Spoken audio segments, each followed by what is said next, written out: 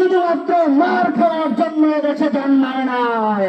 আমরা বিগত কয়েকদিন থেকে লক্ষ্য করে আসছি, কুয়েট থেকে তেজগাঁও কলেজ, তেজগাঁও কলেজ থেকে ঢাকা পলিটেকনিক, ঢাকা পলিটেকনিক থেকে চট্টগ্রাম সিটি কলেজ থেকে শুরু করে বাংলাদেশের প্রতিটি ক্যাম্পাসে এই খুনি সরকারের নিয়ম নির্দেশে পেটুয়া সন্ত্রাসী বাহিনীকে লেলিয়ে দেওয়া হয়েছে।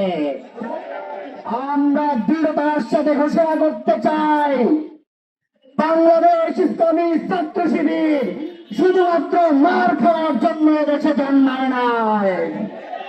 আমরা Lily ultra soft serum gel, যা গভীর থেকে স্কিনে দেয় 3 গুণ সিরাম হাইড্রেশন। সিরাম জেল হাইড্রেশনে ব্রাইট থাকো সব সিজনে। বিগত সময়ে নিজেকে ফেরাউনের উত্তরসূরি দাবি করা স্বৈরাচার শেখ হাসিনাকে দেশ থেকে তাড়িয়েছে। সুতরাং খামবাছুরি করে দেশকে দুর্নীতিতে চ্যাম্পিয়ন করে কাপুরুষের মতো পেছনে দরজা দিয়ে দেশ থেকে পালিয়ে যাওয়া এই কাপুরুষ তারেক রহমানকে আমরা ভয় করি না। আমরা তাদেরকে স্মরণ করে দিতে চাই, বাংলাদেশ ইসলামী ছাত্র শিবিরকে আপনারা দুর্বল মনে করবেন না।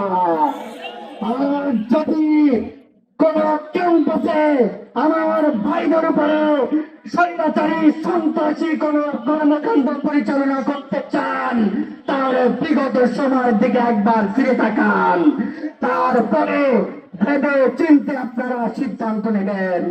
সারা দেশের শিক্ষার্থী সমাজকে এই সন্ত্রাসী কর্মকাণ্ড এবং সরকারের হত্যাকাণ্ডের বিপক্ষে দৃঢ়তার সাথে অবস্থান নেওয়ার আহ্বান জানিয়ে আমি আমার বক্তব্য এখানে শেষ করছি।